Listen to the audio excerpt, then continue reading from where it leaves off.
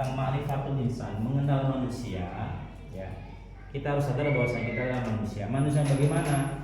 Manusia yang ketika kita bicara di sini ada dua poin, ya, poin A, poin B, poin C. Dari poin A, manusia yang memiliki kebutuhan. Bahwasanya semua manusia itu pasti punya kebutuhan. Ketika bicara manusia itu memiliki dua unsur, ruh dan jasad, ya, maka kita harus kenal kita ini memiliki ruh dan jasad, ya. Ketika bicara kebutuhan itu yang paling mendasar apa? Adalah makan. Bahkan orang gila sekalipun tetap butuh makan. Nah, maka ketika kita bicara tentang persoalan makan, kita nggak bahas makanan jasad, karena makanan jasad nggak usah perlu kita bahas, ya kan? Semua orang tahu makanan jasad manusia. Tapi yang kita bahas adalah ketika bicara sisi manusia itu ruh dan jasad, yang dibahas adalah makanan apa? Makanan ruhnya. Apa makanan rohani kita? Maka ada istilah santapan rohani atau makanan rohani. Makanan rohani itu atau santapan rohani itu adalah ya zikir, ya, beribadah kepada Allah. Ya intinya sederhananya santapan rohani adalah Al-Quran. Kenapa? Karena Al-Quran itu di dalamnya ada cerita zikir, ada cerita perintah Allah, ada cerita ibadah. Jadi santapan rohani adalah Al-Quran. Nah, ketika manusia itu jauh dari Al-Quran, ya, maka ibaratnya ketika jasad ini dia kekurangan makanan, maka jasad itu pasti akan mengalami lemah atau akan mengalami penyakit. Minimal sakit jasad kalau yang kurang makan atau lambat makan aja itu bisa mengalami sakit mah, bahkan sampai liver, bahkan bisa mengalami kematian. Makanya ada namanya mati kelaparan. Kenapa mati kelaparan? Mati kelaparan adalah sebuah kasus mati karena tidak makan. Berarti persoalan makanan sangat mendasar. Begitu juga rohani, kalau kekurangan makanan, kalau dia jauh dari Al-Quran, maka akan mengalami penyakit-penyakit rohani, penyakit-penyakit hati, penyakit-penyakit kalbu. Apa itu? Ya syirik, dengki, iri, sombong, takabur. Itu penyakit-penyakit rohani. Gara-gara dia apa? Kekurangan santapan rohani terhadap Al-Quran. Satu sisi Al-Quran itu sebagai apa? Sebagai mudalinas. Maka ketika kita bicara ma'rifatul insan, mengenal manusia, maka kalau ada sebuah pertanyaan, dari mana kita disebut manusia? Ada yang mengatakan, misalnya argumentasinya begini, ya kakekku yang mengatakan aku manusia, ya sampai ujungnya mungkin pernah habis. Yang mengatakan kita ini manusia tentu adalah yang menciptakannya, itulah Allah. Maka untuk menjadi manusia Allah turunkan petunjuknya, maka namanya mudalinas, petunjuk manusia atau petunjuk jadi manusia.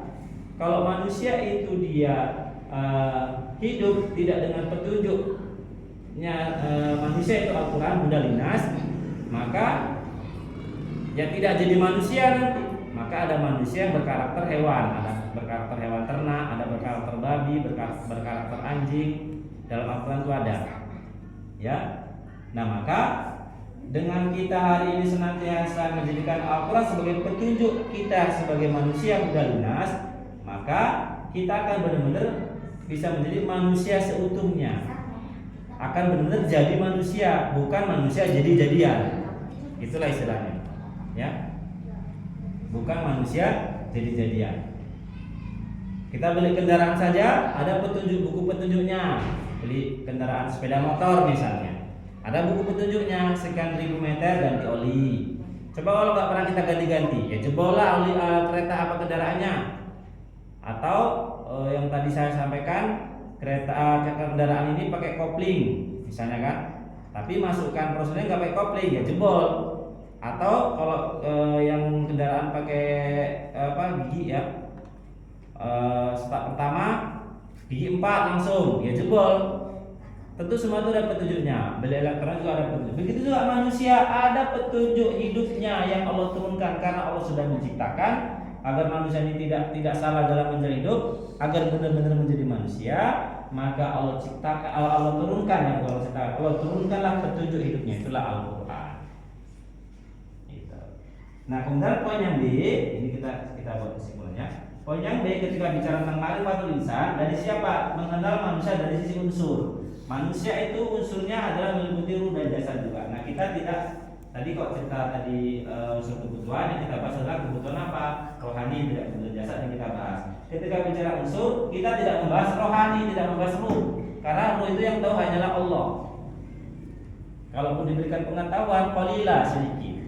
Tapi di sini yang akan kita bahas adalah unsur apa? Unsur jasadnya. Artinya apa? Dari apa manusia diciptakan, untuk apa manusia diciptakan, dan mengapa dia diciptakan.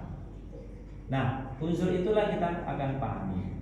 Nah, ketika bicara poin dari apa manusia itu diciptakan, dalam Quran surah Al-Hajj ayat 5, yaitu tadi dikatakan dari turab, nutfah, ya kan, alaqah, ya, mudghah, itu dari unsur tanah, dari setetes mani, segumpal darah, segumpal daging, ini proses. Artinya semua itu ada prosesnya. Intinya manusia itu dari unsur tanah. Jadi kalau dulu itu ada orang-orang kafir dulu membuli para rasul, masa rasul kok dari manusia, enggak dari malaikat? Ya justru kalau rasul itu dari malaikat, kita bingung nyontohnya nanti. Malaikat nggak nikah, mau nggak nikah? Nanti nggak tahan. Ya kan? Dan makannya dari saripati tanah. Malaikat makannya nggak ada. Nah, maka dengan diutusnya Rasul dari kalangan sesuai dengan kita manusia, kita bisa gampang menyentuhnya. Inilah prosesnya.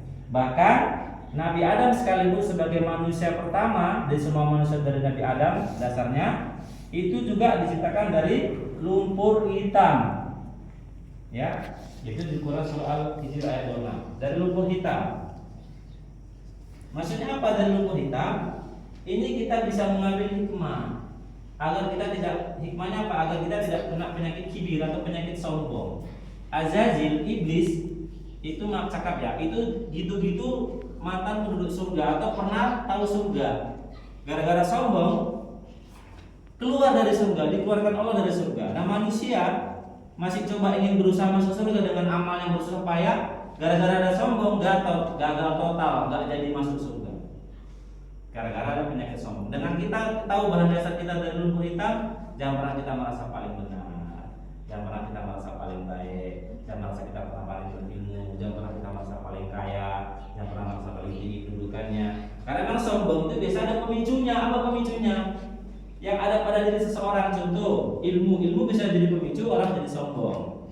Amal soleh bisa jadi pemicu orang merasa paling banyak beramal, atau kedudukan merasa lebih tinggi, harta merasa lebih, itu bisa jadi pemicu. Maka dengan kita ingat akan bahan dasar kita diciptakan dari lumpur hitam, lumpur yang hitam, bukan lumpur yang paten-paten kali, kan lumpur hitam. Agar apa? Kita ingat akan diri kita diciptakan dari bahan dasar yang hina, maka ya kita hikmahnya kita jangan terkena penyakit sombong. Bahkan dalam ayat yang lain itu Allah katakan manusia itu diciptakan dari setetes mani. Bagaimana kalau seandainya ya kita ada mani di tangan kita, tentu kan nggak kita simpan mani ini. Ya kita buang, kenapa? Ya karena jijik, kita menganggap mani itu jorok. Nah dari itulah kamu diciptakan kata Allah. Tapi setelah kamu jadi manusia yang membangkang. Dan banyak hari ini tidak sedikit manusia itu banyak membangkang. Dan penjelasan ini bukan untuk antum aja, tapi juga untuk yang menyampaikan. Saya juga termasuk hari ini menjadi petunjuk buat kita dari apa yang tadi tersampaikan. Karena ini adalah tentang Al-Quran. Nah kemudian yang poin yang C itu tentang persoalan karakter. Ya kita ma'rifatul insan dari sisi kebutuhan mendasar manusia adalah bukan soal jasadnya, tapi rohaninya. Apa itu? Santapan rohani manusia adalah Al-Quran. Jangan jauh dari Al-Quran. Dan Al-Quran sekaligus sebagai petunjuk dia jadi manusia, menjadi manusia yang seutuhnya, jadi insan kamil. Kemudian dari sisi unsur ruh dan jasad kita tidak bahas seluruhnya, tapi bahas jasadnya, karena ruh itu urusan Allah, yaitu dari sisi unsur ciptaan, agar kita tidak sombong dengan kita ingat bahan dasarnya. Ya. Kemudian dari sisi apa? Dari sisi karakter. Nah dalam Quran surah Asy-Syams ya Allah katakan fa'alhamaha fujuraha wa taqwa. Allah ilhamkan, Allah tanamkan, Allah masukkan ke dalam diri manusia itu, ke dalam jiwa-jiwa manusia itu, ke dalam kalbu manusia itu, yaitu sifat fujur. Sifat fujur itu sifat negatif, fajir fujur, suka berbuat dosa, dan sifat takwa. Nah secara literatur ayat ini, memang literatur ayat ini kenapa dia sifat negatif duluan? Karena memang kadang-kadang kita ya, atau manusia ini kebanyakan terkadang itu lebih dominan dulu, lebih mendahulukan dulu yang negatif ketimbang yang positif. Kadang tanpa kita sadar. Tapi apakah itu benar? Apakah itu baik?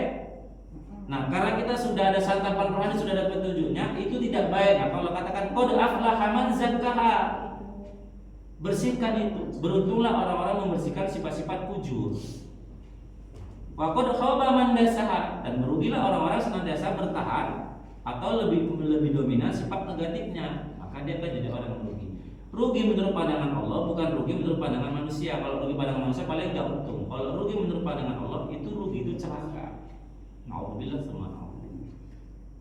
Jadi manusia memang ada sifat-sifat fujur. Jadi kok ada mungkin manusia itu mungkin ada kesombongan, ada kedengkian, ada iri, dan yang negatif-negatif lainnya. Memang ada karakter manusia seperti itu, sudah ada bawaan lahir. Tapi itu harus dibersihkan. Bagaimana cara membersihkannya? Maka ada buku petunjuknya, ada tuntunannya, itulah Al-Quran. Itulah kita untuk membersihkan yang negatif tadi. Huda linnas.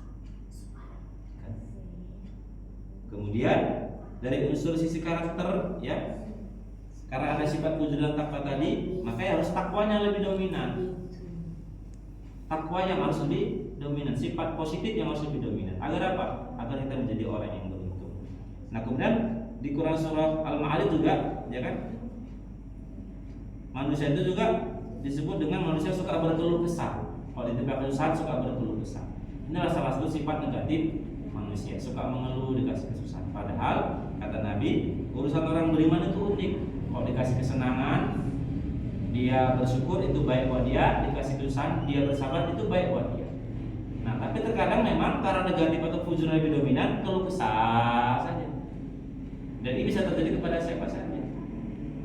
Saya juga bisa terjadi seperti itu. Maka kita mohon kepada Allah dengan kita menjadikan Al-Quran sebagai tuntunan hidup kita, pedoman hidup kita, maka kita terhindar dari sifat yang suka mengeluh. Karena susah dan senang itu pada akhirnya adalah ujian yang datang dari Allah Subhanahu wa Ta'ala. Saya rasa ini dulu cukup ya Pak Gus ya. Iya. Sama tidak waktu kita sama. Ya. Cukup ya Pak Gus ini. Alhamdulillah. Barakallahu fiikum wa nafa'ani wa iyyakum bima fihi min ayatin wa hikmatin minkum tilawatahu innahu sami'un alim. Kita sempurnakan dengan subhanakallahumma wa bihamdika asyhadu an la ilaha illa anta astaghfiruka wa atubu ilaik.